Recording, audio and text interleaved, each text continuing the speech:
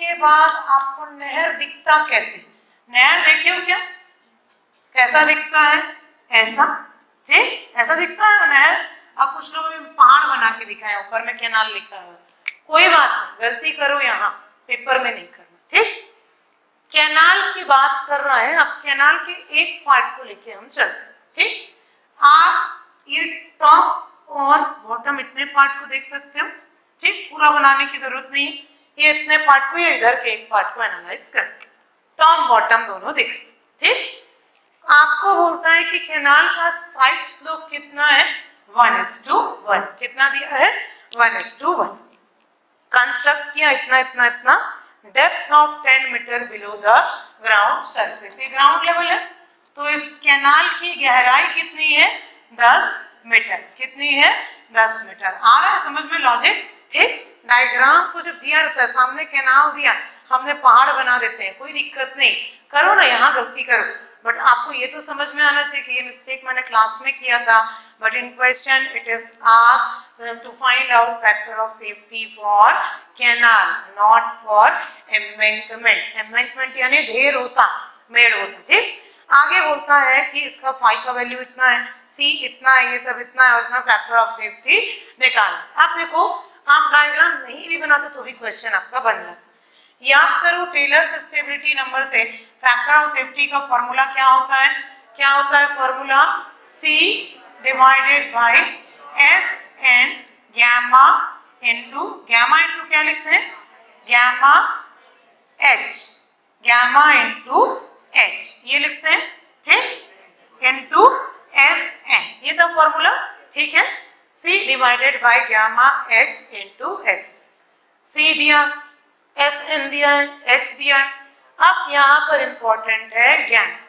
अब गैमा के लिए आपको जी भी दे दिया, ई भी दे दिया, बट ये कौन सा गैमा है, गैमा बल्क है, गैमा ड्राई है, गैमा सबमर्ज्ड है, गैमा सैचुरेटेड। तो यहाँ पर क्वेश्चन ये आता है, आपको दिया है compute the factor of safety with respect to cohesion against failure of canal bank slope. अब कैनाल बैंक स्लोप के अगेंस्ट फेलियर की बात करेंगे। अब जब बात कर रहा है कैनाल की, तो नहर बना रहा है, तो नहर डूबा हुआ रहेगा ना, मतलब उसमें पानी किस कंडीशन में रहेगी, फुल फ्लो। सूखा नहर क्यों बनाएंगे, तो हम मान रहे हैं कि इसमें वाटर की कंडीशन क्या है, फुल फ्लो, तो मिट्टी किस में रहेगा, सैचुरेटेड, और स्लोप क्या रहेगा, सबमर्ज। तो यहाँ पर फॉर्मूले में क्या आ जाएगा, गैमा डैश, क्या आ जाएगा, गैमा डैश। कल गैमा सेट लिखवा दिया था क्या, पुलिस सबमर्ज को देखो तो केस देखो, कल जब फाइनाइट स्लोप को लिखवाया था तो वहां पर सबमर्ज्ड में क्या लिखवाया था, गैमा डैश लिखवाया, खोजो आपके नोट्स में होगा कहीं पर, ठीक, क्या लिखवाया, अंडर फुली सैचुरेटेड और सडन ड्रॉ डाउन, ये फुली सैचुरेटेड अलग है, हाँ ठीक लिखवाया, गैमा डैश ही लिखवाया, क्या लिखवाया, गैमा डैश। तो आपको गैमा डैश की बात कर रहा। अब इसमें कुछ नहीं करना है, सिंपली सब्स्टिट्यूट करो। C की वैल्यू कितना है, C है 12, ठीक, गैमा डैश क्या हो जाएगा, G-1 divided by 1 plus E, gamma W H कितना है 10, SN कितना है 0.01, तो ये निकल जाएगा 08 फैक्टर ऑफ सेफ्टी। कितना आ रहा है, गैमा W कितना ले लेना, 10 या 9.81, कितना आ रहा है, कैलकुलेट करो, calculate the value of factor of safety. 1.1 से ऊपर आ रहा है कि नीचे, 1.8589, बताओ कितना आ रहा है कैलकुलेट करके। तो ये हो गया गैमा डैश का पार्ट। मैंने गैमा डैश यहाँ पर इसलिए लिया क्योंकि कैनाल है, नहर है, तो ये पूरा स्लोप उसमें डूबा हुआ है पानी में, ठीक, तो ये है सबमर्ज कंडीशन। अगर बोलता सीपेज की कंडीशन है या सडन ड्रॉ डाउन की कंडीशन, फिर वहां पर वेटेड आपका फ्रिक्शन एंगल की बात आती, φw की, यहाँ पर उसका रोल ही नहीं। कितना रहा, 1.81, ठीक, फैक्टर ऑफ सेफ्टी कितना आ गया, 1.81। प्रैक्टिकली अगर मैं बात करूं या एग्जाम पॉइंट ऑफ व्यू से बात करूं, तो ये डायग्राम का कोई नेसेसिटी ही नहीं, बट क्यों मैंने इसको बनाने के लिए बोला, आपको ये समझ में आना चाहिए कि नहर है तो नहर में पानी बहेगा, बहेगा तो हमारा स्लोप को फेलियर से बचाना है।